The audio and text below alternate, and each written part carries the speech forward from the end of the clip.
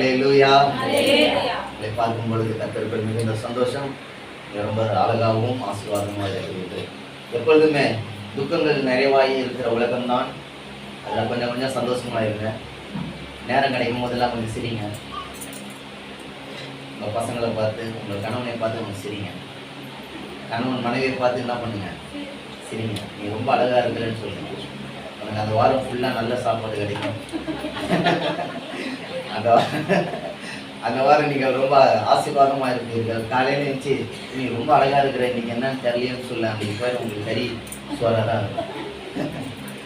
இப்படி ஒருவரை ஒருவர் என்ன பண்ணுங்க, தேற்றுங்கள், நேசியுங்கள், உங்கள் குடும்பத்தை மாத்திரம் நேசியுங்கள். சொல்லி நாங்களே சொல்லிட்டு மற்ற வீட்டில் தான் போயிட்டு நீங்கள் ரொம்ப அழகாக இருக்கீங்க செலுத்து காட்டுற அளவுக்கு வைத்துக் கொள்ளாதீர்கள்.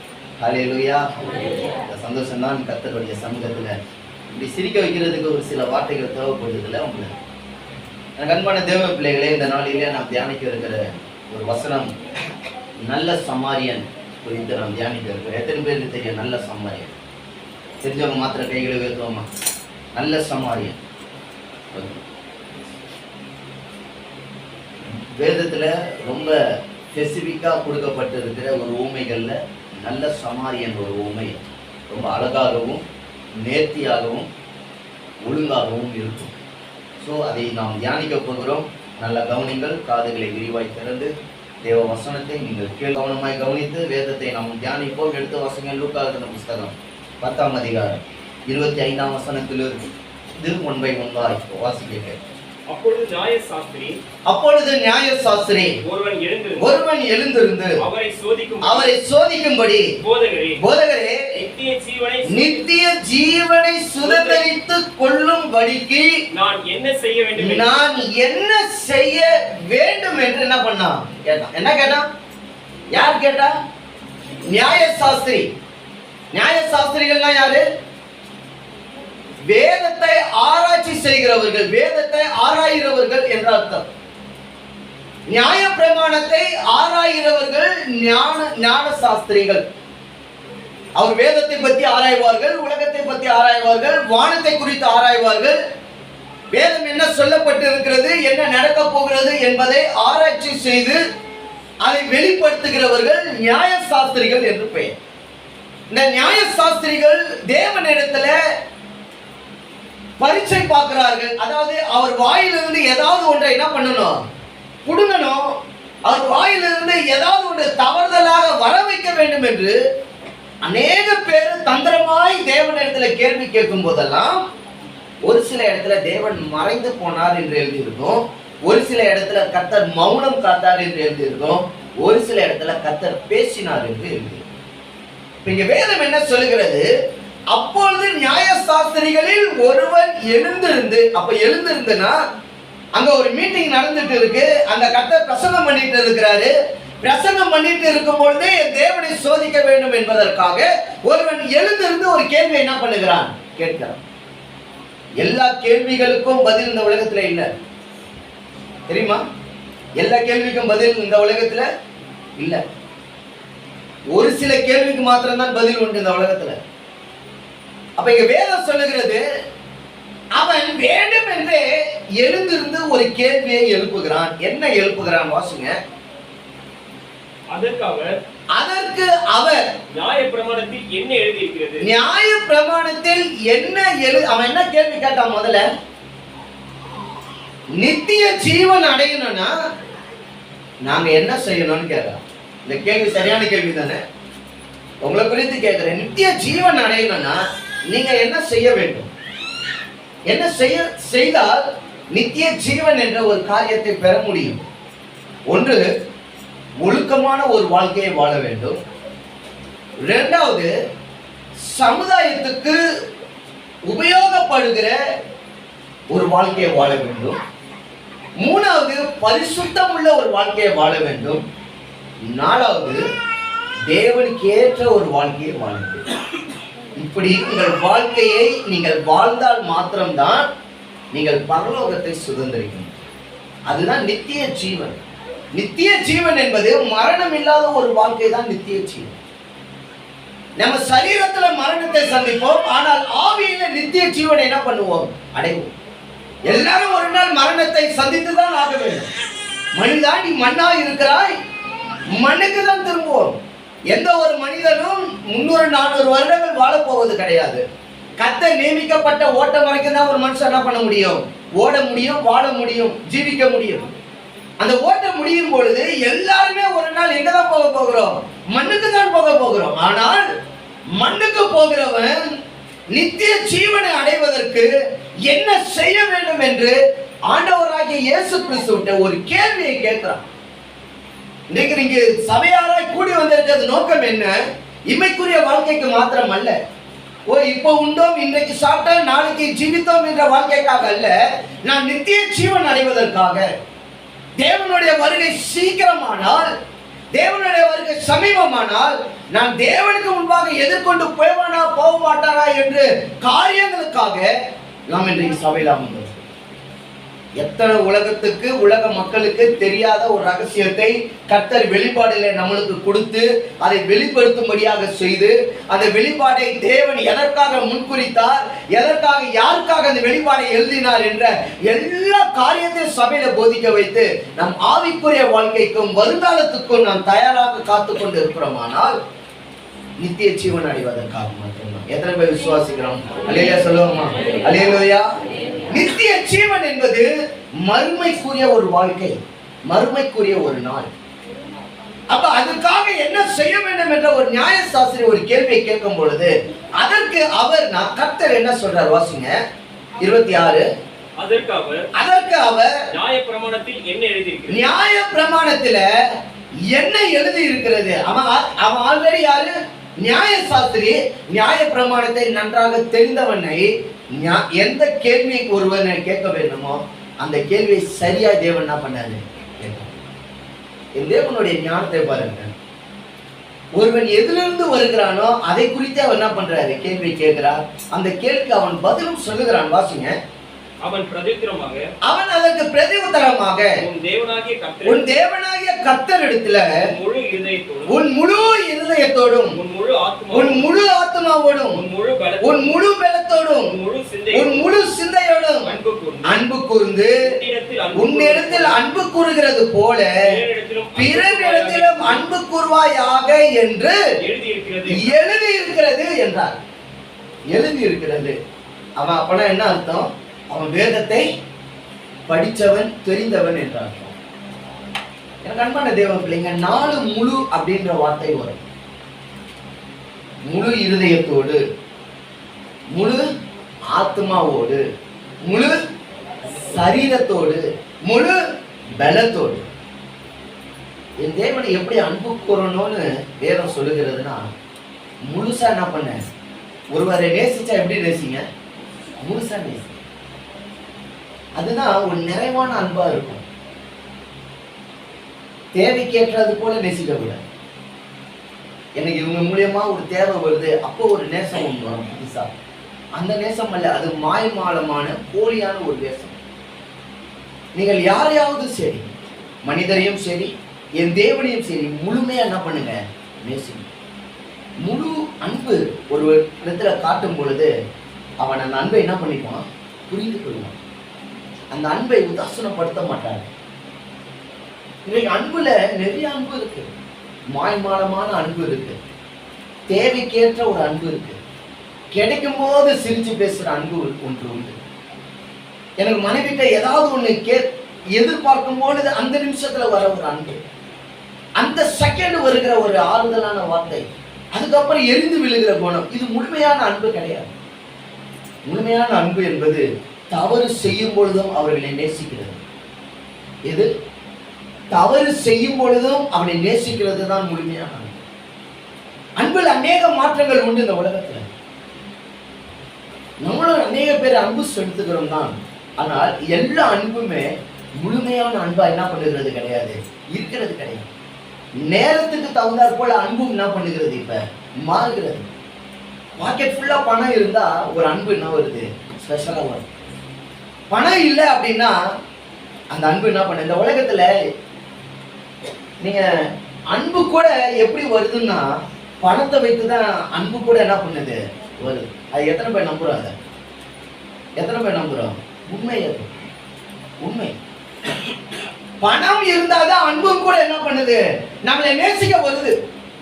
ஆனால் நீங்கள் ஒன்றும் இல்லாத போதே ஒரு அன்பு உங்களை நேசித்தது. எல்லாராலும் கைவிடப்படும் பொழுது ஒரு அன்பு உங்களை நேசித்தது. எல்லாராலும் உதாசனப்படுத்தும் போது ஒரு அன்பு உங்களை நேசித்தது. உலகமே உங்களை கைவிட்டாலும் ஒருவர் கைவிடாத அன்பு ஒருவர் நேசித்தது. அந்த அன்புதான் உண்மையான, முழுமையான, உத்வேகமான, உதார்த்துவமான ஒரு அன்பு. அது அந்த அன்புக்கு மாய்மாலம் தெரியாது. அந்த அன்பை காட்டக்கூடிய ஒருவர் இந்த உலகத்தில் ஒரே ஒருவர் உண்டு என்றால் அவர் இயேசுவை தவிர வேற யாராலும் இருக்க முடியாது. அல்லேலூயா. அந்த அன்புக்கு ஈடு இந்த உலகத்துல எந்த மனைவியாலையும், எந்த கணவனாலையும், எந்த பிள்ளைகளாலையும் அந்த அன்பை கொடுக்கவே முடியும். அந்த அன்பை யாராலையும் கொடுக்க முடியாது. சொல்ல வேணும் முடியும், உன்னை நான் நேசிக்கிறேன் என்று. மரணம் நம்மளை பிரிக்கிற வரைக்கும் உன்னை அந்நூலியமா இருப்பேன் என்று சொல்ல முடியும். ஆனால் அதை செய்வதற்கு தகுதியான ஒருவர் இயேசு மட்டும்தான். அதை அவர் செய்துவிட்டு கடந்து போனார். தன் ஜீவனை கொடுத்து விட்டு போனார். அந்த அன்பிலும் மேலான அன்பு இந்த உலகத்துல எந்த அன்புமே கிடையாது. நீங்க நினைக்கிறீங்களா என் மனைவி அன்பு கூறுது போல, என் மனைவிய கணவனை அன்பு கூறுறான் போல? அந்த அன்பு எல்லாமே ஒரு நாள் அற்றுப்போம். என் தேவ அன்பு மாத்திரம்தான் நிலைத்து நிற்கிற ஒரு அன்பு. உலகத்துல யார் உன்னை கைவிட்டாலும், அதுதான் அந்த அன்பு சொல்லுது, உன்னை யார் கைவிட்டாலும், உன்னை யார் வெறுத்தாலும் நான் உன்னை கைவிடவும் மாட்டேன், உன்னை வெறுக்கவும் மாட்டேன். அல்லேலூயா. எந்த அன்புனா குஷ்டரோகியை கட்டிப்பிடிக்க தோணுமா? எந்த அன்புனா குஷ்டரோகியை கட்டிப்பிடிக்க தோணுமா? எந்த அன்புனா பிச்சைக்காரனை தொட்டு பேச தோணுமா? எந்த அன்புனா நாற்றவத்தை உடம்பை தொட தோணுமா? அது என் தேவனுடைய அன்பால மாத்திரம்தான் முடியும். அது வேற யாராலையும் முடியாது. வேற யாராலையும் முடியாது. குஷ்ட ரோகியை தொட்டு பேசின ஒரு அன்பு என் ஆண்டவராகிய இயேசு கிறிஸ்து. வெளியேற பெற்ற அன்பு, மகத்துவம் இல்லாத ஒரு அன்பு, ஈடிணை இல்லாத ஒரு அன்பு. அந்த அன்பை குறித்து தான் வேதம் ரொம்ப அழகாக சொல்லியிருக்கு. வேதம் சொல்லுகிறான், நியாயசாஸ்திரி சொல்றான், முழு உள்ளத்தோடு என்ன பண்ணுங்க, அன்பு செலுத்து. முழு பலத்தோட அன்பு செலுத்து, முழு சரீரத்தோட அன்பு செலுத்து. யாரை அன்பு செலுத்த சொல்லுகிறது வேதம்? என் ஆண்டவராகிய தேவன். அவருக்கு துதி, கன, மகிமை முழுசும் அவருக்கு செலுத்தணும். இதுக்கு ஒரே ஒரு பாத்திரர் அவர் மாத்திரம் தான். அல்லேலூயா. உலகத்துல என் இயேசுவுடைய அன்பை புரிந்து கொண்டவர்கள் உலக அன்பை ஒரு நாளும் நாட மாட்டாங்க. ஒரு நாளும் நாட மாட்டாங்க. ஏன்னா உலகத்துக்குடைய அன்பு ஒத்த வேஷத்தை தரித்த அன்பு, ஒத்த வேஷத்தை தரித்த அன்பு. அந்த அன்பு மாய்மாலமான ஒரு அன்பு. ஒயிட்டா இருக்கும். அன்பு எப்படி இருக்கும்? நிறைக்கூட என்ன பண்ணாது? நிறைக்கூட என்ன பண்ணாது? தடுப்பாது. அன்பு ஒயிட்டா. வேதம் சொல்லுகிறது, நியாயசாஸ்திரி சொல்றான், திரும்ப அந்த வசனத்தை ஒரு வரியாக வாசிக்கும். தொடர்ச்சி 27. அந்த நியாயசாஸ்திரி பிரதி உத்தரமாக, உன் தேவனாகிய கர்த்தரிடத்துல உன் முழு இருதயத்தை இன்றைக்கு தேவன் இடத்துல கொடுக்க நீங்க என்ன பண்ணிருக்கிறீங்க? ஆயத்தமா இருக்கு. உங்க முழு இருதயம். சரீரத்தை கொடுக்க முடியும், ஆனா இருதயத்தை என்ன பண்ண முடியாது? கொடுக்க முடியாது. என் தேவன் சரீர அழகை பார்க்கிற தேவன் அல்ல, அவர் உங்களுடைய இருதயத்தை பார்க்கிற தேவன். இருதயத்தை எந்த ஒரு மனிதனாலையும் பார்க்க முடியாது. கரெக்ட்? யாராலையும் பார்க்க முடியாது உங்க இருதயத்தை. ஆனால் பார்க்க கூடாத ஒரு இருதயத்தை என் தேவன் இருதயத்தை பார்க்கிற தேவனா இருக்கிறார்.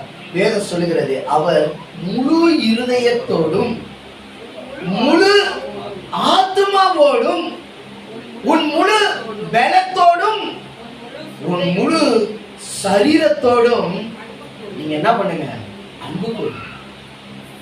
அப்ப ஒட்டுமொத்த பாடியவும் பிரிக்கு. அந்த பாடியில என்ன இருக்கு?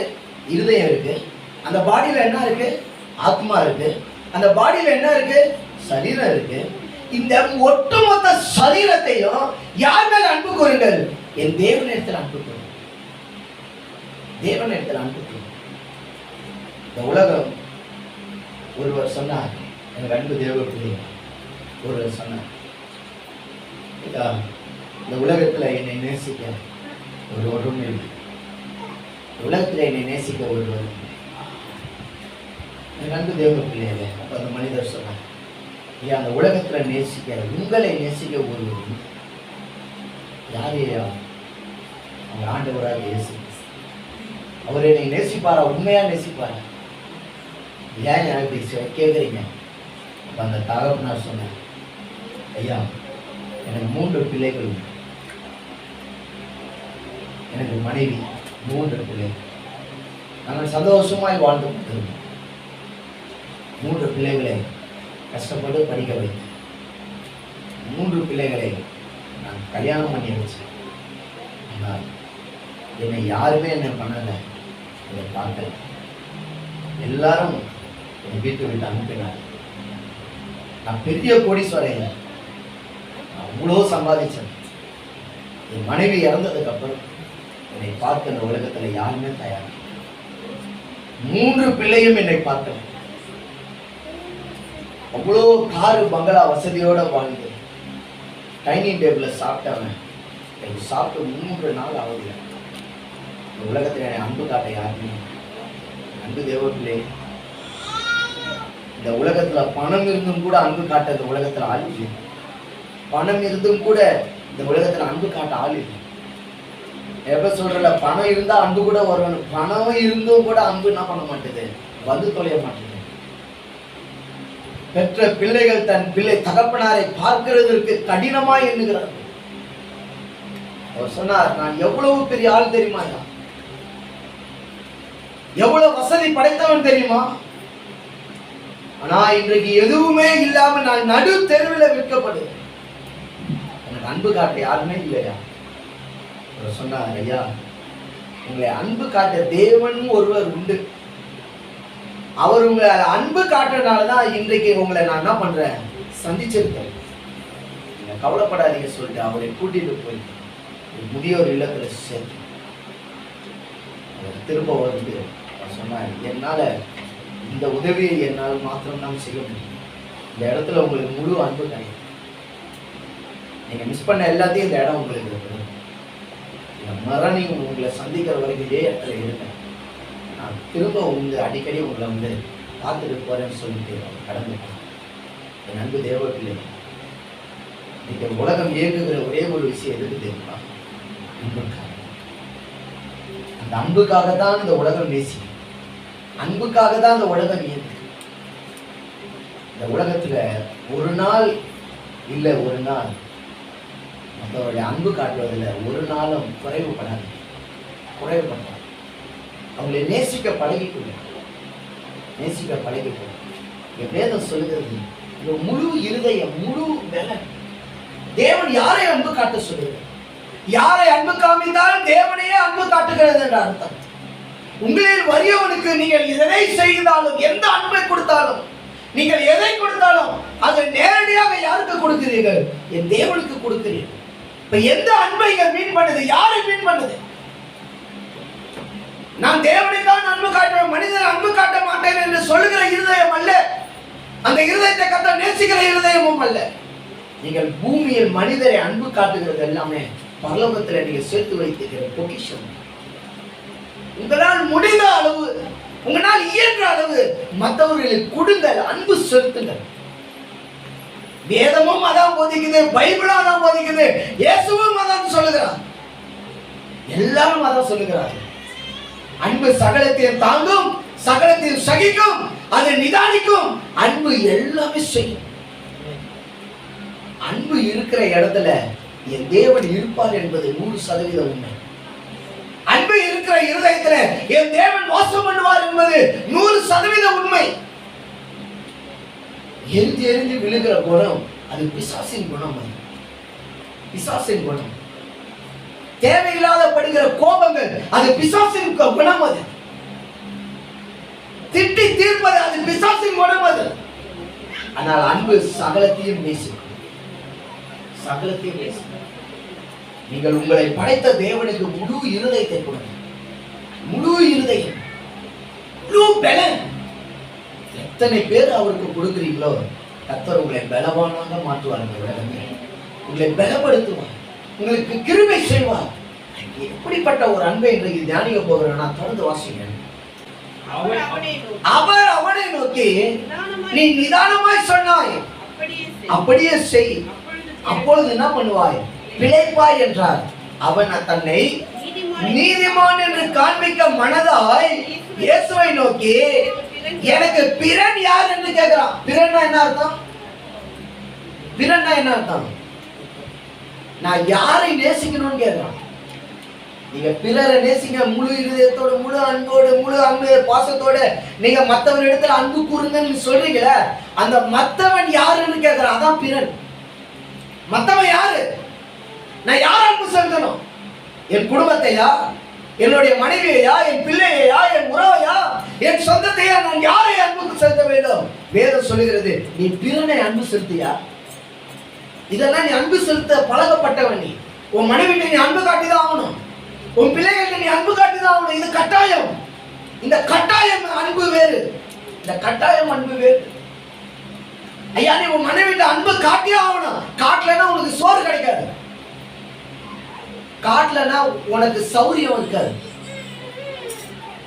அதற்காகவே நீ உன் மனைவி அன்பு காட்டிதான் ஆகணும்.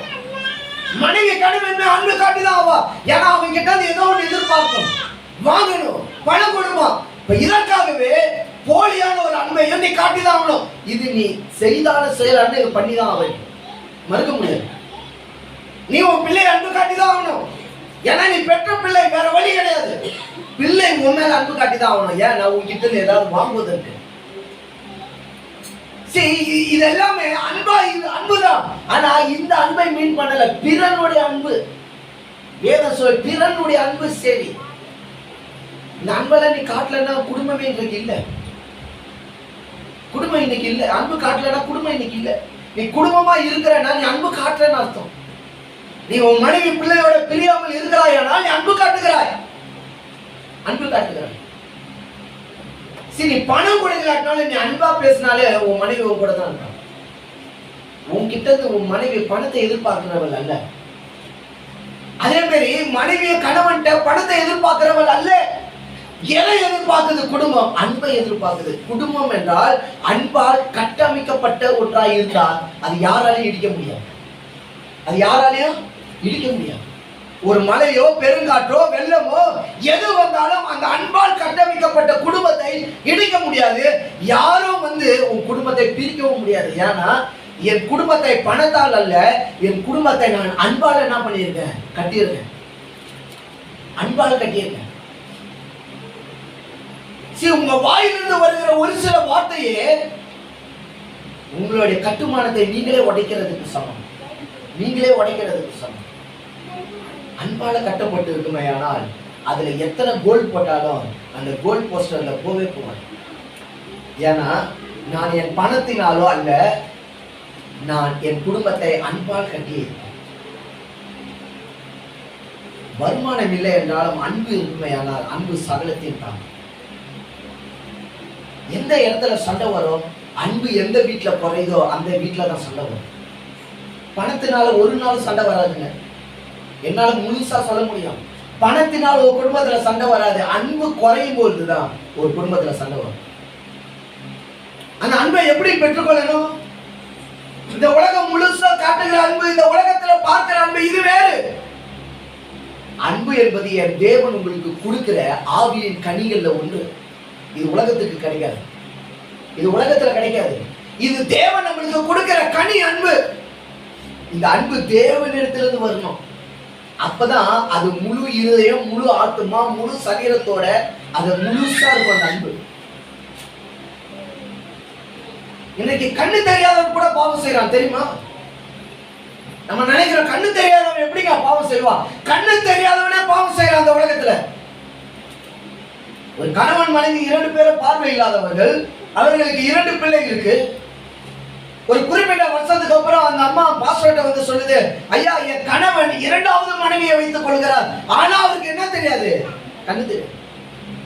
நீ பாவம் செய்வதற்கு கண்ணு இருக்கணும்லாம் ஒன்றும் அவசியம் கிடையாது. நீ பாவம் செய்வதற்கு கண்ணு தெரியணும்னு அவசியம் கிடையாது. உன் உணர்ச்சியை வைத்தே நீ பாவம் செய்ய வைப்பாய். நம்ம நிறைய பேர் கண்ணால பாக்குறதா கண்ணு தெரியாதவனே இரண்டாவது மனைவியை தேடுறாங்க. கண்ணு தெரியாதவனே, அவனுக்கு அழகு தெரிய போறதில்லை, எதுவுமே தெரிய போறதில்லை. ஆனால் அவன் கூட இரண்டாவது மனைவியை தேடுகிறான். மனைவி பாஸ்டர்ட்ட கம்ப்ளைண்ட் பண்ணுது, ஐயா நீங்க சொல்லுங்க, அவர் நடக்கத்தை சரியில்லை, அவர் போகிற போக்கு சரியில்லை, அவர் பேசுற விதம் சரி கிடையாது. இப்பெல்லாம் திருத்தணியில மெசேஜ் கொடுக்க போகும்போது ஒரு அம்மா வந்து அழுதுகிட்டே வந்து சொன்னாங்க, ஐயா என் கணவன், எனக்கும் என் கணவனுக்கு திருமணமா 25 வருடங்கள் ஆகுது.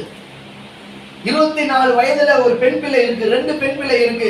இப்ப வேறு ஒருத்தியை அவர் தேடி போயிருக்கிறார். எத்தனை வருஷம் கழிச்சு? 25 இயர்ஸ் கழிச்சு வேற ஒரு பெண்ணோட தொடர்பு இருக்கிறார். ஒரு அம்மா வந்து கதறுது, அந்த 2 பெண் பிள்ளை அழுவுது. நீங்க ஜெபம் பண்ணுங்கள். 25 வருஷம் கழிச்சு ஒருத்தன் தேடுறாங்க. இதை என்னன்னு சொல்றதுன்னு எனக்கு தெரியல. மாமிசங்கள் தளர்வு அடைந்தும் கூட ஒருவனால் தேட முடியுது. இந்த உலகத்துல அன்பால் இந்த உலகத்துல என்ன பண்ண முடியல, கட்டமைக்க முடியவில்லை. உலக பாவத்துல மூழ்கி பெரிய பிரச்சனையில மாட்டிட்டு இருக்கு இந்த உலகம். இந்த உலகத்தை திருத்த முடியாது. என் தேவனை அறிந்த தேவ பிள்ளைகளை திருத்த முடியாது. என் தேவ பிள்ளைகளுடைய வாழ்க்கையை முழு அன்போட உங்க வாழ்க்கையை கட்டுவீர்கள். ஆனால் கணவன் உன் கைக்குள்ளேயே வைத்துக் கொள்ளலாம். அன்பா பேசுங்க. உன் கணவன் மனைவி கிட்ட அன்பா நடந்து கொள்ளுங்க. அவனுக்கு கிடைத்த மனைவின்றது ஒரு பார்ட்னர்யா, அவன் அடிமை கிடையாது. நல்லா புரிஞ்சுக்கோ. உனக்கு கிடைத்த கணவன் ஒரு பார்ட்னர், அவன் உனக்கு அடிமை கிடையாது. என்ன பார்ட்னர்? நீ வெளி வேலை செய்யற, அவன் வீட்டு வேலை செய்யற, அவ்வளவுதான். 2 பேரும் வேலை தான் செய்யும். நீ போய் வெளியில போய் வேலை செஞ்சுட்டு வர, அவன் வீட்டுல வேலை செய்யறான். இது பார்ட்னர். பார்ட்னர் தான் 2 வேலையும் செய்வான். முதலாளி என்ன பண்ணுவானா, வேலை செய்ய மாட்டான். அது பார்ட்னர் கிடையாது. 2 பேரும் பார்ட்னர் தான். 2 பேருமே அன்பால என்ன பண்ணியிருக்கணும், கட்டப்பட்டு இருந்தா உன் பிள்ளைகளும் அதே அன்பால என்ன பண்ணியிருப்பார்கள், கட்டப்பட்டு இருப்பாங்க. உன் பிள்ளை முன்னாடி உன் மனைவியை தூசிக்கிற வார்த்தையை நீ பேசினா, உன் பிள்ளை உன்னுடைய மனைவியை தூசிக்கிற வார்த்தையை தான் பேசும்.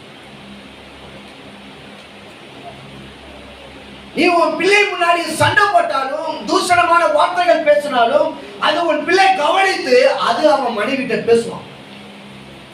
அது உன்னால் தடுக்க முடியும்.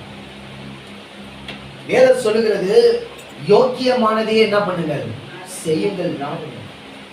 எதை? யோக்கியமானதை செய்யுங்கள், நாடுங்கள். அப்ப இது எல்லாமே ஒரு அன்பால கட்டப்பட்டிருக்கிற குடும்பத்துல வேற ஒருவனும் வந்து அந்த கண்ணாடி கோவலையை என்ன பண்ண முடியாது, உடைத்தெறிய முடியாது.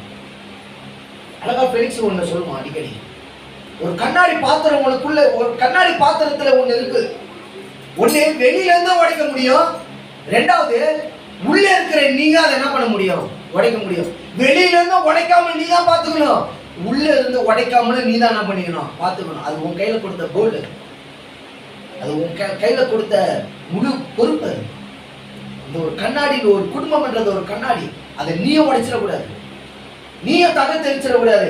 வேற யாராவது உடைக்கணும்னு ஒருத்தர் முற்பட்டாலும் அதுக்கு நீ என்னமும் கொடுக்கக்கூடாது, இடமும் கொடுக்கக்கூடாது. Full family with protection of our God. உங்களுடைய தேவன் முழு குடும்பத்தை என்ன பண்ணுவார், அவர் ப்ரொடெக்ட் பண்ணுவார், பாதுகாப்பார். இன்றைக்கு பிசாசு என்ன செய்யறான் தெரியுமா, என்ன செய்யறான் தெரியுமா? இன்றைக்கு பிசாசு குடும்பத்தை வஞ்சிக்கிறான். இன்றைக்கு பிசாசு லைவா யாருடைய குடும்பத்தை, தேவனை ஏற்றுக்கொண்ட குடும்பத்தை தான் இன்றைக்கு பிசாசு கலைப்பதற்கு முழு முயற்சியை இன்றைக்கு அவன் ஏற்படுத்துகிறான். இந்த நாளில், வருகிற நாளில் குடும்பத்தை ஒருவனை உடைத்தால் அவன் என்ன சொன்னான், அவன் முழுசா அந்த குடும்பத்தை சாப்பிடுவான். அன்பு தேவ பிள்ளைகள், 20 வயசுல கல்யாணம், 22 வயசுல டிவோர்ஸ், 18 வயசுல கல்யாணம், 20 வயசுல டிவோர்ஸ். இந்த சின்ன பிள்ளைத்தனமான ஒரு கல்யாணத்தை பண்ணிட்டு குடும்பம்னா என்ன, கூடாரனா என்ன, மாமியார்னா என்ன, மருமகனா ஒன்னும் தெரியாம போயிட்டு கல்யாணம் பண்ணிட்டு 4 வருஷத்துல டிவோர்ஸ்க்கு போயிட்டு மெச்சூரிட்டி இருக்கணும். அதனாலதான் 18 வயசுல இருந்து கவர்மெண்டே இப்ப 21 வயசுக்கு எடுத்துன்னு போயிட்டான். ஏன்னா தெரிஞ்சிச்சு 18 வயசுல அதுக்கு ஒண்ணுமே என்ன பண்ணாது தெரியாதுன்னா 21 வயசு பையனுக்கு 23 வயசு ஆயிடுச்சு. அன்பு தேவ பிள்ளைங்க, குடும்பத்தை கட்டி காக்கணும்னா திருமணத்துக்குன்னு ஒரு வயது என்னது தேவை. சின்ன பிள்ளை விளையாட்டு கிடையாது கல்யாணம். சின்ன வயசுல 20 வயசுல 18 19 வயசுல ஒரு திருமணத்தை பண்ணி 3 வருஷத்துல அதுக்கப்புறம் வாழாம போய் என்ன வாழ்க்கை இந்த உலகம் வாழ்க்கை கொண்டிருக்கு.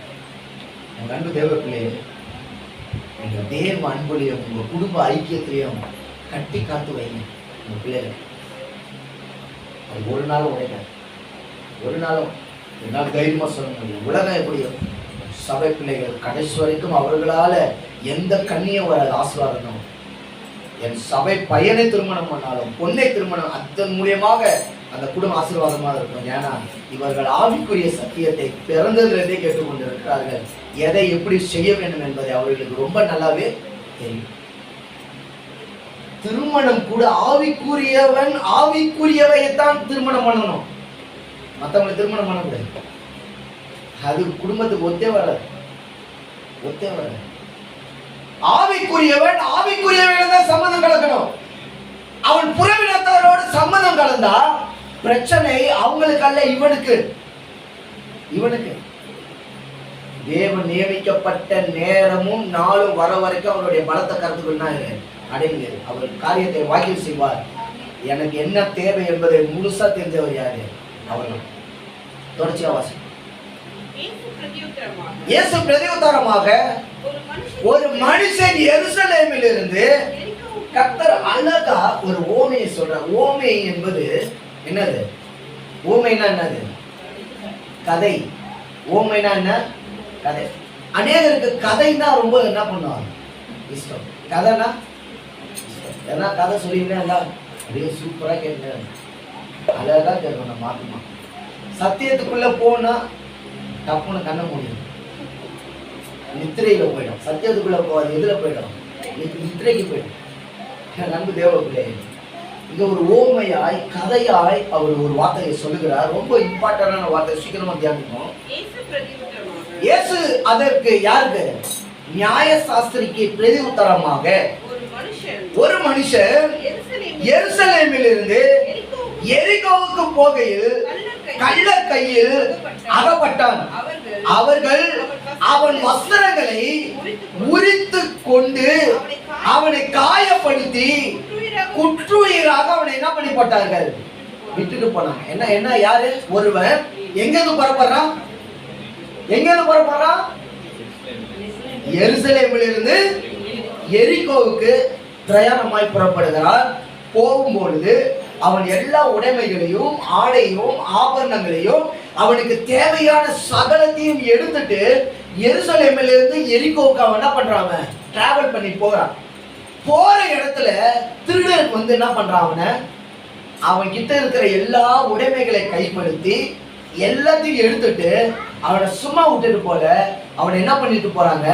குத்துயிரும் கொலை உயிருமாக விட்டுட்டு போறாங்க. அடிச்சு அவனை காயப்படுத்தி அவனை எழுந்திருக்க முடியாத அளவுக்கு அவனை வச்சுட்டு ஒரு திருடன் போறான். நல்ல கவனிங்க, நல்ல கவனி. இந்த உலகம் நம்மளை காயப்படுத்துது, இந்த உலகம் நம்மளை கஷ்டப்படுத்துது, இந்த உலகம் நம்மளை கண்ணீர் சிந்த வைக்குதுன்னா இந்த உலகம் அதை தான் நம்மளுக்கு செய்யும். ஆனால் அதை தேவ பலத்தினால தான் அதை என்ன பண்ண முடியும்? மேற்கொள்ள முடியும்.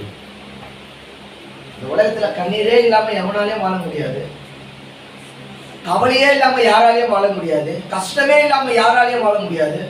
என்னைக்காவது ஒரு நாள் நம்ம சரீரம் மூலியமாகவே நமக்கு கஷ்டம் வரலாம், என்னைக்காவது ஒரு நாள் உறவு மூலியமா கண்ணீர் வடிக்கலாம், பிரச்சனை வரலாம், நிந்தையும் அவமானமும் ஏற்படலாம். நீ காயப்பட்டாலும் வேதம் சொல்லுகிறது, உலகத்தாரால் நீ காயப்பட்டாலும், உனக்கு இருக்கிற எல்லா பொருளை எடுத்தாலும், உன்னை குத்துயிரும் கொலை உயிருமாய் போட்டாலும் நீ கவலைப்படாத. உன்னை தேடி இயேசு என்ன பண்றாரு? அல்லேலூயா சொல்லுமா? அல்லேலூயா. இது எல்லாமே உலகம் செய்யும். இதிலிருந்து நம்ம கற்றுக்கொள்கிற பாடங்கள் அதிகம். காயப்படுத்துகிறார்கள். இன்னைக்கு நம்ம நிறைய பேர் சொல்றோம், என்னது ஐயா என்ன பண்றாங்க? அவங்க காயப்படுத்துறாங்க. என்ன என்ன பண்றாங்க? அவங்க காயப்படுத்துறாங்க. என்கிட்ட எல்லாத்தையும் வந்துக்கிறாங்க, என்னை மேற்கொள்ள பாக்குறாங்க, என்னை உதவிடலான்னு பாத்துறாங்க. இதெல்லாம் ஒருவன் உங்களுக்கு செஞ்சாலும் நல்ல சமாரியன் போல இயேசு உங்க இடத்துல வந்து உங்களுக்கு ஆறுதலையும் பலத்தை என்ன பண்ணுவாங்க? எல்லாராலும் கைவிடப்பட்ட நிலைமை, காயப்பட்ட நிலைமை, என்னென்று தேவ பிள்ளைகளை. ஒரு அம்மா ஒரு ரோட்டு ஓரமா உட்கார்ந்து இருக்கிற ஒரு தாயார், இந்த அம்மா டிராக்ஸ் கொடுக்குறாங்க, போற வழியில எல்லாமே டிராக்ஸ் கொடுக்குறாங்க. எனக்கு இரவு என் கேட்ல ஒரு டிராக்ஸ் ஒன்று சொல்லி இருந்தது, நான் பார்த்தேன் வண்டியா இருந்தது. அந்த டிராக்ஸ்ல என்ன இருந்ததுன்னா, யாரு இயேசு அப்படின்னு இருக்கு. யாரு? சரி இதை படிக்கலாம் அப்படின்னு சொல்லி எடுத்துன்னு வந்து சோபால வச்சுட்டு காலையில எழுந்திரிச்சு படிச்சுட்டு, ஹூஸ் த காட். இப்போ அதில் நம்மளுக்கு தெரிந்தது எல்லா காரியங்களும் வந்து கடவுள் மனுஷனை எப்படி படுத்தலாம், மனுஷன் எப்படி பாவம் செய்யலாம், அதை தீர்க்க இயேசு எப்படி வந்தார், இட்ஸ் த காட். அந்த கேள்விக்கு அதில் பதில் அழகான ஒரு டிராக்ஸில் ஒரு முழு பைபிளையும் படித்த போல இருந்தது. ஆதியாகமத்துல அந்த வெளிப்பாடு வரைக்கும் அந்த ஒரு 3-4 பக்கம் உள்ள டிராக்ஸில் க்ளீனாக எழுதியிருந்தாங்க. தேவையில்லை. ஒவ்வொரு நாளுமே நம்மளை காயப்படுத்துவதற்கு இந்த உலகம் என்னவா தான் இருக்கும், ரெடியா இருக்கும், நம்மளை அபகரிக்கலாம். வாசிங்க. அப்பொழுது தற்செயலாய் ஒரு ஆசாரியன் அந்த வழியே வந்து அவனை கண்டு பக்கமா என்ன பண்ணானா, விலகி போனான். யாரை கண்டு? அந்த குத்துயிரும் கொலையுமாய் போட்டு இருக்கிறவனை பார்த்துட்டு என்ன பண்றான், விலகி போறான். பார்க்காம விலகி போகல, இல்ல அவன் கண்ணுல தெரியாம போகல, அதை பார்த்துட்டு அதை விலகி போகிறான். அப்பனா உதவி செய்யாம என்ன பண்ணுகிறான். இன்னைக்கு உங்களுக்கு கூட உதவிக்கு ஆள் இல்லாமல் இருப்பாங்க. உதவிக்கு நம்மளை காயப்படுத்திடுவாங்க, ஆனா உதவிக்கு என்ன இருக்க மாட்டாங்க, ஆள் இருக்க மாட்டாங்க. ஆனா அந்த வழியா நிறைய பேர் போவாங்க. நிறைய பேர் நம்ம உறவு கடந்து போவோம், கூட பிறந்தவர்கள் கடந்து போவார்கள், இல்ல நம்ம தெரிந்தவங்க கடந்து போவாங்க. ஆனா அதை பார்த்துட்டு பார்க்காத விதமா என்ன பண்ணுவாங்க. ஒரு சில இடத்துல எல்லாம் பாத்தீங்கன்னா பிச்சை கேட்கறான்னு தெரிஞ்சா நம்ம திரும்ப மாட்டோம். பார்த்துருக்கீங்களா? அதெல்லாம் நிறைய பேர் பண்ணுவோம். நம்மளுக்கு கிளீனா தெரியும், நெக்ஸ்ட் நம்ம கிட்ட தான் என்ன பண்ண போறாங்க, வர அப்படியே திரும்பி இருக்கும். போற வரைக்கும் நான் திரும்ப ஏன் திரும்பிதான் ஒரு 10 ரூபா கொடு. அவனிலேயும் மோசமாவா இருக்கிறோம் நம்ம. அவனிலேயும் நம்ம அந்த அளவுக்கா தேவன் வச்சிருக்கிறாரு, கொடுக்குற அளவுக்கு தானே வச்சிருக்கிறாரு. உன்கிட்ட என்கிட்ட வரட்டும், அப்பதான் கொடுக்கும். அப்படியே பாக்கில நான் ஒரு சிக்னல்ல பார்த்தேன். சிக்னல்ல ஒரு அம்மா பிச்சை எடுத்துட்டு இருந்தாங்க. பிச்சை எடுக்கும் போதே முன்னாடி இருந்த வண்டிக்காரர் என்ன பண்ணிட்டாருன்னா, சில்லறை எடுத்து கையில வச்சிட்டாருன்னா, முன்னாடி தானே நிற்கிறாரு, அவருடைய நடவடிக்கை தான் நம்மளுக்கு தெரியுமே. எடுத்து வச்சிட்டாரு. 2 வண்டி தாண்டி இருக்கு, கூப்பிட்டு குத்துருக்கலாம், கொடுக்கல. என்கிட்ட வரட்டும், நான் கொடுக்கணும். கடைசி வரைக்கும் அவர்கிட்ட அது வரல. வாயில போட்டு முடிக்க என்ன பண்ணிட்டாரு, சிக்னல் பாஸ் பண்ணிட்டு. இது என்ன பண்ணும், இது கொடுக்கணும்னு எண்ணம் இருக்கு, ஆனா என்கிட்ட வரட்டும், நான் என்ன பண்ணுவேன். இது என்ன எண்ணம் இது? நான் அவங்கள பார்த்த உடனே இவர் எடுத்து வச்சிட்டாரு, நான் பாக்குறேன். சில்லறையா எடுத்து வச்சிட்டாரு. ஆனா 2 வண்டி தாண்டி தான் நிக்கிறாங்க. அம்மா நாங்க பிடிங்கன்னு கொடுத்துருக்கலாம், அவங்க மனசு இருந்துருக்கலாம். எல்லா வண்டியும் வருது, என் வண்டிக்கு மட்டும் வர மாட்டேது அப்படின்ற ஒரு எண்ணம். அதுக்குள்ள சிக்னல் பாஸ் ஆயிடுச்சு. எடுத்த பணத்தை மேல் பாக்கெட்ல போட்டு என்ன பண்ணிட்டாரு, வண்டியை பாஸ் பண்ணிட்டு போயிட்டாரு. இன்னைக்கு நிறைய பேருக்கு அப்படிதான், கொடுக்கணும்னு எண்ணம் இருக்கும், ஆனா என்ன பண்ண மாட்டாங்க, கொடுக்க மாட்டாங்க. இந்த உலகம் கொடுக்க வச்சாரு. நம்மளுக்கு என்னன்னா பெரிய ஈகோ. நம்மளுக்கு எல்லாம் யாரு, நம்ம மனசுல எல்லாம் பெரிய ஈகோ இருக்கும். என்னன்னா என்கிட்ட வந்து கேட்கட்டும், அப்ப கொடுக்குறேன். எல்லாருக்கும் ஃபோன் பண்ணுது, எனக்கு ஃபோன் பண்ண மாட்டேது. இப்படி இந்த ஈகோ என்ன பண்ணும் அப்படின்னா அன்பை குறைக்கும். 2வது உதவி செய்வதற்கு மனசு என்ன பண்ணாது, வராது. நீங்கள் ஏழை எளியவர்களை பார்த்தீங்கன்னா இந்த ஆசாரியன் போல வழி விலகி போவத தேடி போய் என்ன பண்ண, உதவி செய். என்ன பண்ணணும், தேடி போய் உதவி செய். தேவன் நம்மகிட்ட என்ன எதிர்பார்க்க, உன்னை தேடி இயேசு வந்தார்ல. இப்ப உங்களை தேடி இயேசு வரல, இல்ல உங்களுக்கு யாருமே நற்செய்தி சொல்லல, உங்களுக்கு யாருமே டிராக்ஸ் கொடுக்கல, இயேசுவை பத்தி சொல்லலன்னா நீங்க இங்க சபையில வந்து என்ன பண்ணிருக்க மாட்டோம், அமர்ந்திருக்க மாட்டோம், வேத செய்தி கேட்க மாட்டோம். அப்ப உன்னை தேடி இயேசு வந்தார்ல, இப்ப உங்களை பார்க்கும் பொழுது அவர்களை தேடி போய் என்ன பண்ணுங்கள், உதவி செய்யுங்கள். ஆசாரியன் பார்க்கிற ஆசாரியன் யாரு? ஒரு பாஸ்டர் பார்க்கிறான். ஆசாரியன்னா ஒரு பாஸ்டர், வேதத்தை போதிக்கிறவன். பார்க்கிறான் அவன் குத்துவீரா இருக்கிறான், வழி விலைக்கு போறான். இரண்டாவது ஒருத்தன் வரான், வாசிங்க. அந்தபடியே ஒரு லேவியன் அந்த இடத்துல வந்து அவனை கண்டு பக்கமாய் விலகி. இன்னொருத்த யாரு? ஃபர்ஸ்ட் யாரு வரா? ஆசாரியன் வரான், பார்க்கிறான், குத்துயிரும் கொலவீருமா இருக்கிறான், உயிர் இருக்கு. ஆனா அவனுக்கு எந்த ட்ரீட்மெண்ட் பண்ணாம உதவி செய்யாம விலகி போகிறான். இரண்டாவது வரான், லேவியன் வரான், பார்க்கிறான், இருக்கிறத நினைக்கிறான், ஆனா உதவி செய்வதற்கு மனம் வரல. அவனை என்ன பண்றான்? விலகி போகிறான். மூணாவது வரான், வாசிங்க. பின்பு சமாரியன் ஒருவன் பிரயாணமாய் வருகையில் அவனை கண்டு மனதுருகி கிட்ட வந்து, ஃபர்ஸ்ட் ஒருத்தவங்களை பார்த்த உடனே என்ன ஆகணும்? உனக்குள்ள மனசு என்ன பண்ணணும்? உருகணும். ஐயோ, இவங்களுக்கு உதவி செய்ய வேண்டுமே என்ற ஒரு எண்ணம் முதல்ல உன் மைண்ட்ல பிக்ஸ் பண்ணணும். இருதயத்தின் நிறைவு வாய் பேசும். மைண்ட்ல என்ன இருக்கோ அதை தான் நீ செய்வேன். ஃபர்ஸ்ட் நான் செய்யணும்னா அந்த எண்ணத்தை நான் ஃபர்ஸ்ட் வளர்த்துக்கணும். மற்றவங்களுக்கு உதவி செய்யறதுக்குரிய எண்ணங்களை நான் வளர்த்துக்கணும். ஒரு சமாரியன் வரா, தூரத்துல இருந்து பார்த்து மனதுருகி கிட்ட வந்து அவனை கண்டு அவனுடைய காயங்களில் எண்ணெயையும் திராட்சரசமும் வார்த்து காயங்களை கட்டி. நல்ல கவனிங்க. எருசலேமில் இருந்து இப்ப எங்க போறாங்க? எரிகோவுக்கு போறாங்க. போகிற பிரயாணத்துக்கு தேவையான உணவை, குடிநீரை, திராட்சரசத்தை ஒருத்தன் கொண்டு போறது ரொம்ப இயல்பு. பிள்ளைகளை வச்சிருக்கிறவங்க என்ன பண்ணுவாங்க? பொதுவா அவங்க அம்மா அப்பா பேக்ல எல்லாம் பார்த்தீங்கன்னா ஒரு பிஸ்கட் பாக்கெட் இருக்கும், ஒரு சிப்ஸ் இருக்கும், கண்டிப்பா ஒரு தண்ணி பாட்டில் என்ன பண்ணுவாங்க இருக்கும். ஏன்னா நான் தாங்கிடுவேன், ஆனா என் கூட 2 வருது, அது என்ன பண்ணுவாது? தாங்கவே தாங்க. கோயம்புத்தூர்ல இருந்து நாமக்கலுக்கு பஸ்ல போயிட்டு வரும். என் பையனுக்கு வாந்தி வந்துருச்சு போல. அவர் மௌனத்திலே இருக்கிறார். சொன்னா திட்ட போறாங்கன்னு. என் ஒய்ஃப் என்னடா ஒரு மாதிரியா இருக்கிறேன்னு சொல்லினே இருக்கும்போது என் பேண்ட்ல அப்படியே வந்து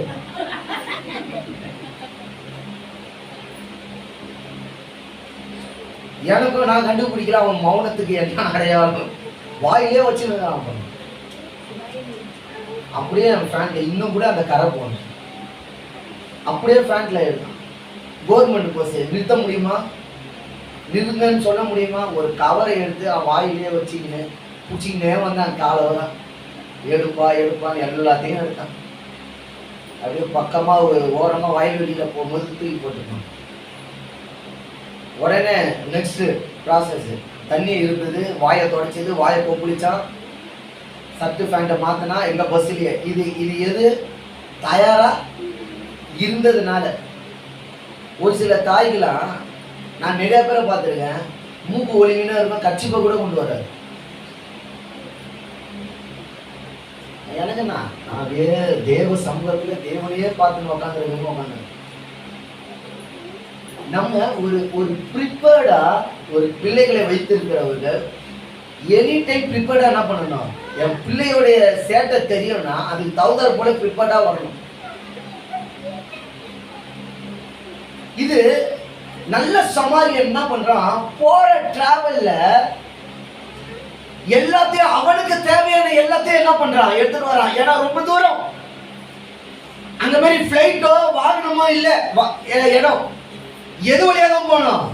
ஒட்டகம் மேலதான் போகணும், இல்ல கழுத மேல போகணும், இல்ல குதிரை மேல போகணும். பிரயாணம் இதுதான் அந்த பிரயாணம். இந்த பிரயாணத்துக்கு தேவையான சகலத்தையும் வைத்திருக்கிறான். யாரு?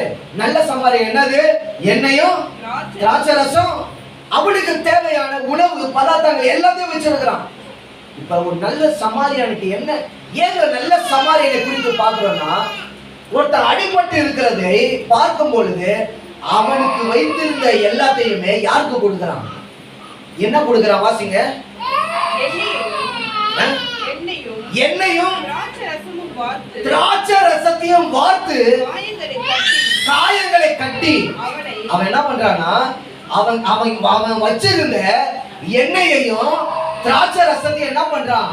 வார்த்து அதை அவன் அந்த காயத்துல கட்டி, அப்படின்னா அவனுக்கு தேவையானதை வைத்திருந்த எல்லாத்தையுமே யாருக்கு கொடுக்கிறான்? அவன் வழிபோக்கனுக்கு கொடுக்கிறான். அவன் இன்னும் பிரயாணம் பட்டு போகணும். அவனுக்கு திராட்சை ரசம் தேவைப்படும், அவனுக்கு என்ன தேவைப்படும், அவனுக்கு தண்ணீர் தேவைப்படும், அவனுக்கு தேவைப்படுமேன்னு பார்க்கல. இப்ப யாருக்கு தேவையோ அந்த தேவைக்குரியதை முழுசா என்ன பண்றான்? சந்திக்கிறான். எல்லாத்தையும் கொடுக்கிறான். எல்லாத்தையும் கொடுத்துட்டு வாசிக்கிறோம். அவனை தன்னுடைய சுய வாகனம்னா ஒரு ஒட்டகமோ குதிரையோ கழுதையோ ஏதோ ஒரு வாகனத்துல ஏத்திக்கிட்டு, சத்திரம்னா ஹாஸ்பிட்டல்னு அர்த்தம். சத்திரம்னா என்னது? ஹாஸ்பிட்டல். ஹாஸ்பிட்டலுக்கு கொண்டு போய் வாசிங்க. அவனை என்ன பண்ணானா? பராமரித்தான். யாரு? இவன் எங்கேயோ இருக்கட்டும், எப்படியோ போகட்டும்னு என்ன பண்ணல, போகல. நல்லா கவனிங்க. பிரயாணத்துல மேடும் உண்டு, பள்ளமும் உண்டு. வாழ்க்கையில எல்லாமே நம்மளுக்கு ஏற்றது போல நிறைய நடக்காது. நம்ம வாழ்க்கையில அப்படித்தான் நடக்கும். எப்பவுமே புறாவுக்கு காக்காவும் காக்காவுக்கு புறாவும் தான் மாட்டோம். அதுதான் நியதி. நல்லவனுக்கு கெட்டதும் கெட்டவனுக்கு நல்லதான் தான் மாட்டோம். இது ஆவிக்குரிய சபையிலே தான் நடக்கும். இதை மாற்ற முடியாது. ஆனா வாழ்வது கத்த பலத்தையும் என்ன பண்ணுவாரு? கொடுப்பாரு. அப்படிதான் மாறும் வாழ்க்கை. எல்லாமே நம்ம இமேஜின் பண்ணிருப்போம்ல. 10 திருமணத்துக்கு அப்புறம் இப்படிலாம் இருக்கும் போல. அப்படிலாம் ஒண்ணுமே நடக்காது. அதெல்லாம் ஒண்ணுமே. நீங்க நைட்ல வேணா கனவு காண்டுகிட்டே இருக்கலாம் கடைசி வரைக்கும். அந்த வாழ்க்கை திருமணத்துக்கு அப்புறம் என்ன பண்ணாது? திருமணம்ன்றது டோட்டலி டிஃப்ரெண்ட். உன் சுவாபம் கூட திருமணத்துக்கு அப்புறம் என்ன பண்ணக்கூடாது? வரக்கூடாது. என்ன சுவாபம்? திருமணத்துக்கு முன்னாடி கால் மேல கால் போட்டு, திருமணத்துக்கு முன்னாடி அம்மா சாப்பாடு எடுத்துன்னு வா, அம்மா போட்டுன்னு வந்து பக்கத்துல வச்சு தண்ணிலாம் வச்சு. இப்போ நீ சாப்பாடு ஏன்னா சாப்பாடு மட்டும் தான் வரும். எந்திரிச்சு நீ தான் தண்ணி எடுத்துன்னு போயிட்டு மொண்டு என்ன பண்ணணும்? உட்காரணும். அப்போதான் யோசிப்பேன், அம்மா வீட்டில் அப்படியே கால் மேலே கால் போட்டு உட்காந்துங்க, தண்ணி கூட எடுத்து வைக்க மாட்டேது. ஒரு நாள் சொல்லுவேன், 2 நாள் சொல்லுவேன், கேட்கலான்னா நீயே என்ன பண்ணிடுவேன்? திருமணத்துக்கு அப்புறம் வாழ்க்கை இன்பமா இருக்குதையான்னு சொல்றவங்க யாரு? யாராவது ஒருத்தவங்க? ஒன்னும் சொல்ல மாட்டுது, பையனும் சொல்ல மாட்டாங்க. எனக்கு அன்பு தேவ பிள்ளைகள, வாழ்க்கைன்னா அப்படிதான். அதை வாழ்ந்துதான் என்ன பண்ணணும்? காட்டணும். வேற சொல்லி கிடையாது. இந்த உலகத்துல எல்லாமே மேடம் இருக்கும், பள்ளமும் இருக்கும், போற பாதையில கரடு முரடா இருக்கும், முள்ளு இருக்கும், சமமான வேலி இருக்கும், பாறை இருக்கும், தாண்டணும், எல்லாமே இருக்கும். எல்லாமே சகிச்சுதான் என்ன பண்ணணும்? ஓடணும். ஏன்னா வாழ்க்கைன்னா இப்படிதான் இருக்கும். அப்படிதான் இங்க ஒருத்தன் தனக்குரியதை மற்றவனுக்கு கொடுக்குறான் பாரு, இந்த அன்புதான் மேலான. சரி, நான் வச்சுக்கிட்டு ஒருத்தன் கொடுக்கறதுன்றது வேற. என்கிட்ட இருந்தது நான் கொடுத்தேன். ஆனா இருக்கிறதே என்ன பண்றான்? கொடுக்குறான். காயங்களை ஆத்துறான். அவனுக்கு தேவை, அவன் உயிரை எப்படியாவது என்ன பண்ணணும்? காப்பாத்துறான். ஃபர்ஸ்ட் எய்ட பண்ணிட்டு என்ன பண்றான்? அவனுடைய வாகனத்துல ஏத்திட்டு ஹாஸ்பிட்டலுக்கு கொண்டு போய் வச்சுட்டு ஒரு வார்த்தையை சொல்லிட்டு போறான். வாசிங்க. மறுநாளிலே நான் புறப்படும் போது 2 பணத்தை எடுத்து அந்த ஹாஸ்பிட்டல் கையில கொடுத்து, இவனை விசாரித்துக்கொள், அதிகமாய் ஏதாகிலும் இவனுக்காக செலவழித்தால் நான் திரும்பி வரும்போது அதை நான் உனக்கு என்ன பண்ணுவேன்? எனக்கு அன்பு தேவ பிள்ளைகளே, ஆவிக்குரிய அர்த்தத்தை சொல்ற கவனிங்க. நீங்கள் கர்த்தர் உங்களுக்கு ஜீவன் நாட்களை கூட்டி கொடுக்கும் பொழுது, ஜீவன் நாட்கள் இருக்கும் போது, நீங்க உலகத்துல காட்டுகிற ஒருவனுக்கு நீ உதவி செய்தாயானால் கர்த்தர் திரும்ப உனக்கு வரும் பொழுது உனக்கு தேவையான பதிலை கர்த்தர் என்ன பண்ணுவார்? உனக்கு கொடுப்பாரு. நீ செய்கிற பாவம் தான தர்மங்களினால என்ன பண்ணும்? அது மூடும். நாம் செய்கிற பாவம் தானம் தர்மங்களால என்ன பண்ணும், அது மூடும். கர்த்தர் உனக்கு கண்களுக்கு காண்பித்தவரை நீங்கள் கனம் பண்ணாமல், அவர்களுக்கு உதவி செய்யாமல், அவர்களை பரிதபிக்கிற காரியங்களை விட்டுவிட்டாயானால், நீ பரலோகத்துல தேவன் வரும்பொழுது உன்னையும் பரிதபிக்கிறவராய் விட்டுவிட்டு என்ன பண்ணுவாரு, கடந்து போவான். நல்ல சமாரியனை போல அவனுக்கு இருந்ததையே என்ன பண்ணிட்டான், கொடுத்துட்டான். இந்த எண்ணம் நிறைய பேருக்கு வராது. இந்த எண்ணம் நிறைய பேருக்கு வராது. நிறைய பேர் என்ன சொல்லுவான், நாளைக்கு நம்மளுக்கு தேவை, நம்ம பிள்ளைக்கு தேவை, நம்மளுக்கு தேவை, இதையே கொடுத்துட்டியே என்ன பண்ணுவேன் நாளைக்கு. நாளைன்றது யாரு, அது தேவனது. அவர் உனக்கு தேவை என்ன பண்ணுவாரு, சந்திப்பார். நாளைய தினத்தை குறித்து என்ன பண்ணாத, கவலைப்படாத. வேதம் அதான் சொல்லுகிறது, நாளைக்கு என்ன குடிப்போம், என்ன உடுத்துவோம், என்ன சாப்பிடுவோம் என்று என்ன பண்ணாத, கவலைப்படாத. ஆனா அந்த கவலைப்படாத மனுஷனே இல்லை. சத்தியத்தை கேட்டு கீழே இறங்கும் போது நாளைக்கு குறித்து நீ கேட்ப. சத்தியத்தை கேட்டு கீழே இறங்கும், நாளைக்கு ஒரு பாய் 1 கிலோவாவது கொடுப்பானா, இல்ல 1/2 கிலோ கொடுப்பானா, முஸ்லீம் ஃப்ரெண்டுங்க நம்மளுக்கு 4-5 இருக்குத, ஏதாவது ஒண்ணு கிடைக்குமான்னு யோசிக்கினே என்ன பண்ணுவோம். இதுலயே என்ன பண்ணுவான் தெரியுமா, நம்மாலே முஸ்லீம் ஆளுங்களுக்கா விஷ் பண்ணுவான், ஏதாவது ஒண்ணு கிடைக்குமான்னு. அது வரைக்கும் அவன் கிட்ட போனோம், மெசேஜ் ஹாப்பி பர்த்டே. அப்படின்னா என்ன அர்த்தம், ஏதாவது பிரியாணி செஞ்சுனா எத்தனை வந்து குத்துட்டு போறான்னு அர்த்தம். அது அதை சூசனமா சொல்றதை விஷ் பண்றது, நீ யாருன்றத நல்லாவே தெரிஞ்சு வச்சிருக்க. விஷ் பண்றது அதுக்காக விஷ் பண்ணிட்டு என்னடா ட்ரீட் இல்லையான்னு கேட்குறது. உன்னை யார் ஃபர்ஸ்ட் விஷ் பண்ண சொன்னா, ஹாப்பி ரம்ஜான் விஷ் பண்ணிட்டு என்ன ட்ரீட் இல்லை, எதனா மட்டன் சிக்கன் எதனா அடிச்சிருக்கீங்க. அந்த விஷ் பண்ணதே எதுக்குன்னா அந்த ஆஃப்லைன் மட்டன், வேற ஒண்ணுக்குமே கிடையாது. இதோட அடுத்த வருஷம் பக்ரீத்துக்கு தான் விஷ் பண்ணுவான். அவன் பிறந்த நாளைக்கு விஷ் பண்ணா பக்ரீத்து ரம்ஜான், ஏன்னா 2 டைம் பிரியாணி என்ன பண்ணுவோம், எனக்கு அன்பு தேவைப்படுது. நாளை தினத்தை குறித்து என்ன பண்ணாத, நாளைக்கு உனக்கு 1 கிலோ வரணும்னு கத்த சுத்தம் வச்சிருந்தா அது கண்டிப்பா என்ன பண்ணுவோம், வரும். அதை குறித்து கவலைப்பட முடியாது. ஒவ்வொரு நாளுமே வாழ்க்கையில உதவிகளை செய்யக்கூடிய ஒரு எண்ணத்தை என்ன பண்ணிக்கோங்க, வைத்துக்கோங்க. நீங்க தேடி போவான உங்க கண்ணுக்கு தெரிகிறவங்களையாச்சும் என்ன பண்ண உதவி செய்ய. நிறைய பேரை நம்ம பாக்குறோம் சேனல்ல எல்லாம், நிறைய பேரை ஒரு நாளைக்கு 100 ஏழைகளுக்கு என்ன பண்றாங்க, சாப்பாடு போடுறாங்க. அவனால முடிந்ததை செய்யறாங்க. பணம் இல்லையா, ஃப்ரீ சாப்பாடுன்னு எழுதி வச்சிருக்காங்க. ஒரு சில இடத்துல பணம் இருந்தா கொடுத்துட்டு போங்க, பணம் இல்லைன்னா ஃப்ரீயாவே சாப்பிட்டுட்டு போங்க. ஒவ்வொருவரும் இருதயத்துல ஒரு அன்பை சுமக்கிற ஒருவர்களாக என்ன பண்ணுங்க, வாழுங்க. ஒவ்வொரு நாளும் பழகி கொள்ளுங்க. எங்க வேதம் சொல்லுகிறது, அவங்க ஹாஸ்பிட்டல்ல சேர்த்துட்டு அப்படியே விட்டுட்டு போல, அவன் கிட்ட இருந்த 2 பணத்தை கொடுத்துட்டு, இதற்கும் இல்லை இதுக்கு அதிகமாகவும் நீ செலவு பண்ணினா நான் திரும்ப வந்து என்ன பண்றேன், உனக்கு நான் கொடுக்குறேன்.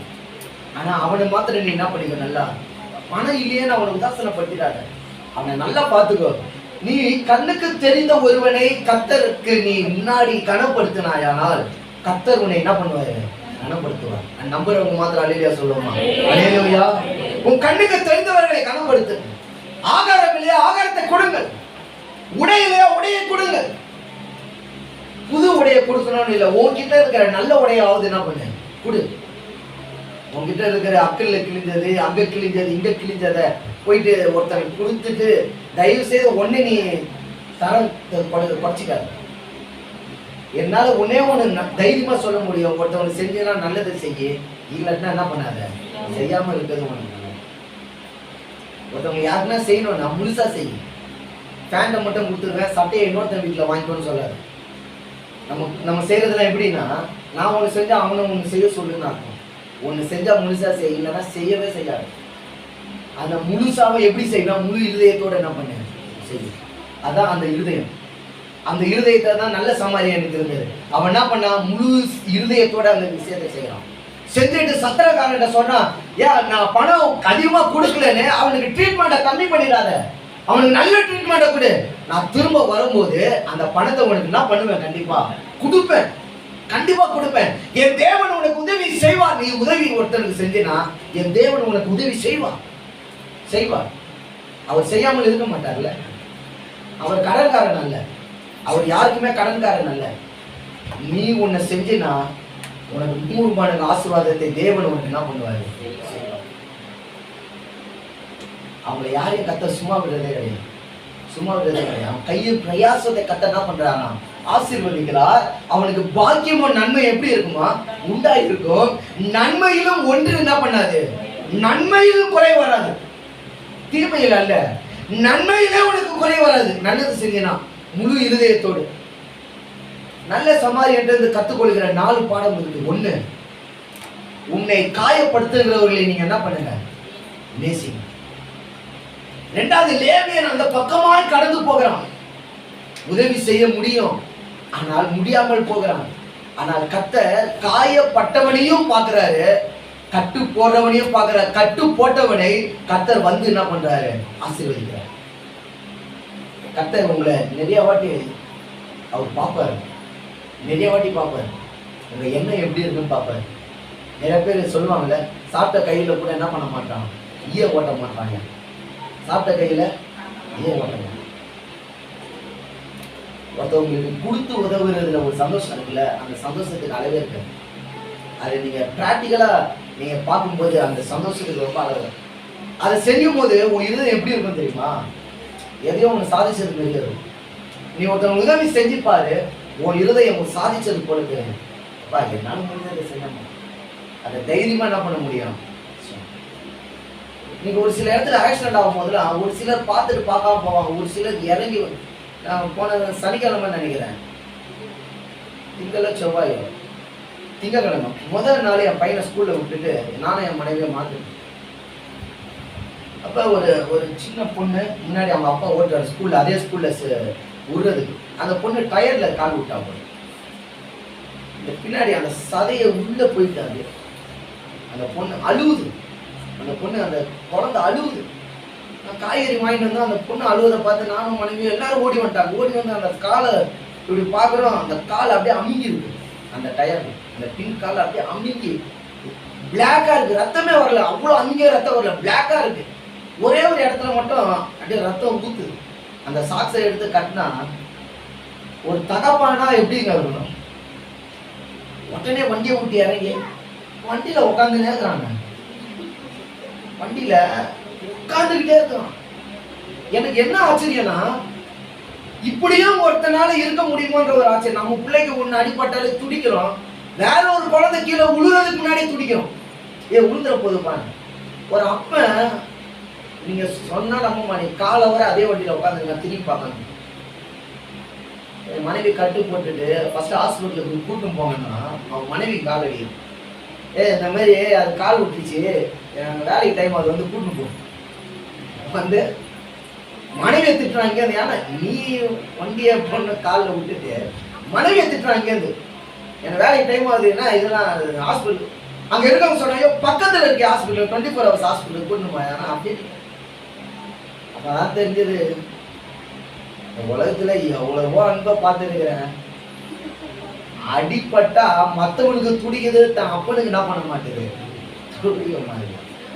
உலகத்தை கொஞ்சம் பாருங்க, நம்ம எப்படிலாம் பழைய பார்த்துக்கணும்னா அந்த உலகத்தெல்லாம் பார்த்துக்கிட்டா எப்படி இருக்கிறாங்கன்றத நம்ம என்ன பண்ணிக்க முடியும்? அடிப்பட்ட உடனே ஃபர்ஸ்ட் இறங்கி இருக்கணும், அந்த இருதயம் துடைச்சிருக்கணும், அந்த பொண்ணை கட்டி பிடிச்சிட்டு அழாத ஒன்றும் இல்லை அப்பா இருக்கிறதுன்னு சொல்லி இருக்கணும்.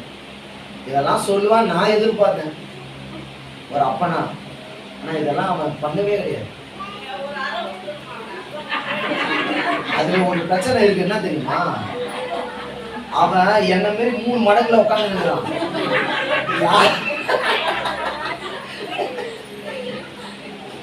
என் பையன் ஒரு வாட்டி என்ன பண்ணானா, தயிர் வாங்க அனுப்பிச்சு விட்டேன். வரும்போது மூக்குல இருந்து இப்படி ஊத்துது ரத்தம், இந்த இடம் இப்படி கொட்டையா வருது. நான் பின்னாடியே வந்து இருக்கிறேன், அவன் அழுதுன்னு இருக்கிறான்.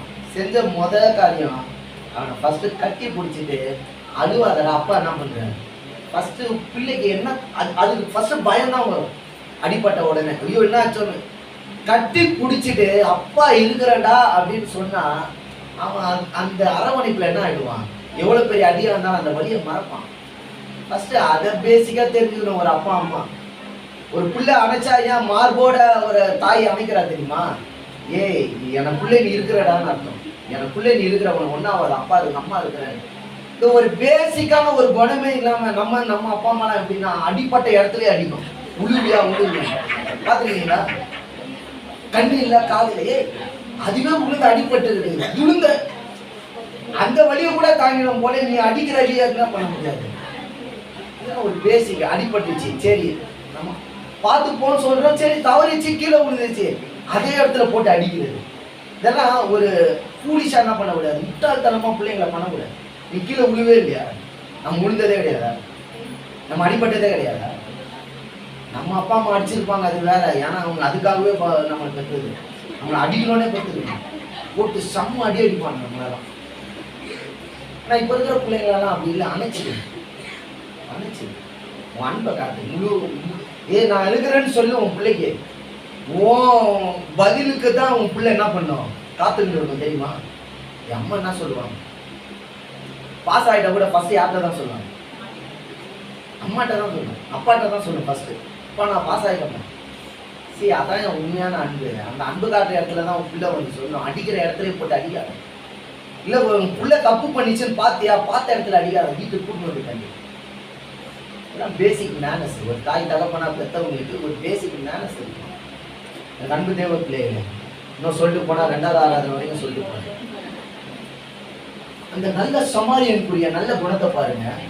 காயப்படுத்தினா ஓகே ஒண்ணு, ஆனா அதை வந்து கட்டுப்போட்டு காயத்தை ஆத்தி உங்களை கர்த்தர் இந்த உலகத்துல வித்துட்டு போயிருக்காரு.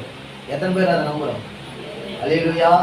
உங்களை இந்த உலகத்துல கர்த்தர் என்ன பண்ணல, வித்துட்டு விட்டுட்டு போயிருக்காரு. நான் வந்து கூட்டிட்டு போவேன்றதுக்காக. அதற்காக தான் கர்த்தர் நம்மளுக்கு ஜீவன் நாட்கள் கூட்டி கொடுத்திருக்கிறாரு. அதற்காக தான் நான் தேவ சமூகத்தில் அமர்ந்து இருக்கிறேன். என்னை வந்து ஒரு நாள் கூட்டிட்டு போங்க டேடி, நான் காத்துன்னு இருக்கிறேன்பா. நீங்க வருவீங்க, நான் காத்துக்கிட்டு இருக்கேன்.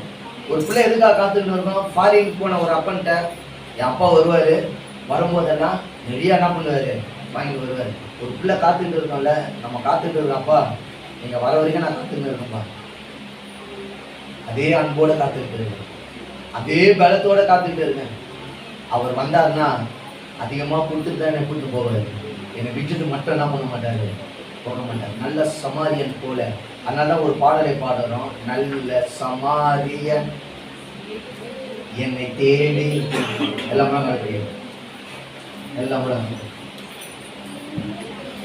ஹல்லேலூயா ஹல்லேலூயா. எல்லாம் கண்களை மூடி சபம் செய்ய போகிறோம். இந்த நல்ல சமாரியனுடைய கதையில நம்ம தெரிந்து கொண்ட விஷயம் என்னன்னா, இந்த உலகத்துல யார் வேணாலும் உன்னை விட்டு கடந்து போகலாம், ஆனா உன்னை உருவாக்கின தேவன் கடந்து போக மாட்டார் என்பதற்கு முன்னாடி. நீ காயப்பட்டாலும் கடந்து போவதற்கு நிறைய பேர் இருப்பாங்க இந்த உலகத்துல. ஆனா நீ காயப்படும் பொழுது, கஷ்டப்படும் பொழுது, நீ மற்றவர்களால பாரத்தை சுமக்கும் பொழுது உன்னை விட்டு போகாத ஒருவர் யாருன்னா நல்ல சமாரியனாய் ஆண்டவராகிய இயேசு. இந்த உலகம் உன்னை விட்டு போவோம், உறவு உன்னை விட்டு போவோம், கணவன் மனைவி உன்னை விட்டு போவார்கள். ஆனால் உன்னை தாயின் கருவிலே சுமந்தாரு, அவர் உன்னை விட்டு போக மாட்டாரு. நான் உன்னை விட்டு போக மாட்டேன் என்று நல்ல சமாரியன் மூலியமாக நம்மளுக்கு கர்த்தர் போதிச்சிருக்கிறாரு. உன்னை விட்டு நான் போக மாட்டேன், உனக்கு நான் செய்யறதெல்லாம் செஞ்சுட்டு தான் நான் போவேன். ஒருவேளை நீ காயப்பட்டினா அந்த காயத்துக்குரிய ஒரு மருந்தை கர்த்தர் கொடுத்துட்டு தான் போவார். உன்னை அப்படியே விட்டுட்டு போக மாட்டேன், உன்னை விட்டுட்டு போயிட மாட்டாரு. யாருக்கிட்டனா சேஃபா உன்னை விட்டுட்டு தான் போவார். என் அன்பு தேவ பிள்ளையே, யாருமே இல்லைன்னு சொல்லாத, உன்னை நல்ல ஒரு இடத்துல விட்டுட்டு தான் போவார். உன் கண்ணீரை தொடச்சிட்டு தான் போவார், உன் காயத்துக்கு மருந்து போட்டுட்டு தான் போவார், உன் ஜெபத்துக்கு பதில் கொடுத்துட்டு தான் போவார். உன்னை அப்படியே விட்டுட்டு போக மாட்டார். நட்டாத்துல விட்டுட்டு போகிற தேவன் அல்ல என் தேவன். அவர் உங்களை கரை பிடித்தாருன்னா உங்களை நல்ல கரை சேர்த்து விடுவாரு. நீ கலங்காம இரு, உன்னை கரை சேர்த்துடுவாரு. எப்படியாவது கரை சேர்த்துடுவாரு, எதையாவது பிடிச்சாவது நீ கரை சேர்ந்துருவ. நீ தண்ணீரை மூழ்கிற அளவுக்கு கர்த்தர் உன் வாழ்க்கையை விட மாட்டாரு. அது மட்டும் நல்ல விசுவாசிக்கும். என் வாழ்க்கை ஒரு நாளும் மூழ்கி போவாது, என் வாழ்க்கை ஒரு நாளும் மூழ்கி போயிடாது. நான் மேலே எந்திரிச்சிருப்பேன், ஒரு கட்டையை பிடித்தாவது நான் கரை சேர்த்துடுவேன். நான் ஒரு நாளும் குறைவுபட மாட்டேன். நான் குறைவுபட்டு அடிப்பட்டு அவமானப்பட்டாலும் என் தேவ வார்த்தை என்னை தேற்றிக்கிட்டே இருக்கும்ன்ற ஒரு நம்பிக்கையோடு இரு. என் தேவன் எனக்கு பலத்தை கொடுத்துக்கிட்டே இருப்பார் என்ற நம்பிக்கையோடு இரு. இந்த உலகமே உன்னை எதிர்த்தாலும், இந்த உலகமே உன்னை வெறுத்தாலும், அவர் உன்னை ஒரு நாளும் வெறுக்க மாட்டார் என்ற ஒரு விசுவாசத்தோடவே இரு. விசுவாசம் உன்னை கை கொள்ளும், விசுவாசம் உன்னை மேற்கொள்ளும். ஹalleluya, ஹalleluya. நன்றி ஆண்டவரே.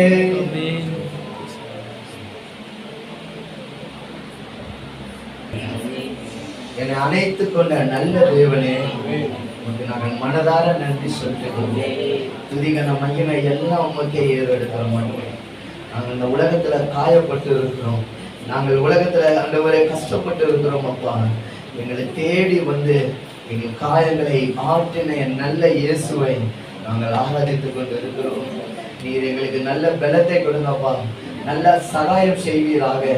குறைவுகள் எல்லாம் நிறைவாக்குங்க, தேவைகள் சந்திக்கப்படும்படியாக அப்பமும் தண்ணீரும் குறைவே இல்லாத அளவுக்கு ஆண்டவரே என் சபை பிள்ளைகளை நீ ஆசீர்வதிக்கும்படியாக, ஆண்டவரே வியாதியோடு இருக்கிறவர்களுக்கு கர்த்தர் சுகத்தை கொடுக்கும்படியாக, ஆண்டவரே கடனோடு இருக்கிறவர்களுக்கு வழிவாசலை திறந்து கொடுக்கும்படியாக, குடும்பத்துல சமாதானம் இல்லாதவர்களுக்கு என் தேவ சமாதானத்தை குடும்பத்துல கொடுக்கும்படியாக, ஓ பிள்ளைகள் நல்ல ஒரு படிப்பை பிள்ளைகள் பார்க்கும்படியாய், நல்ல ஞானத்தை பிள்ளைகளுக்கு கொடுக்கும்படியாய், ஓ இந்த வாரம் முழுவதும் ஒரு இழப்புகள் இல்லாமல், ஓ ஒரு குறைவுகள் இல்லாமல் சபை பிள்ளைகளை வழி நடத்தும்படியாக ஓ நாங்கள் மன்றாடி செபிக்கிறோம் அப்பா. குறைவுகள் எல்லாம் நிறைவாக்குவதாக. அடுத்த வாரம் அநேக பேர் சாட்சி சொல்லுகிற ஒரு நல்ல ஆண்டவரே உதாத்துவமான ஒரு காரியங்களை என் சபை பிள்ளைகளுக்கு நன்மையை செய்யும்படியாக செபிக்கிறோம். பாதுகாத்துக்கொள்ளும், வழி நடத்தும். பிதா குமாரன் பரிசுத்த ஆவியினால் செபிக்கிற நல்ல தகப்பனே, ஆமென்.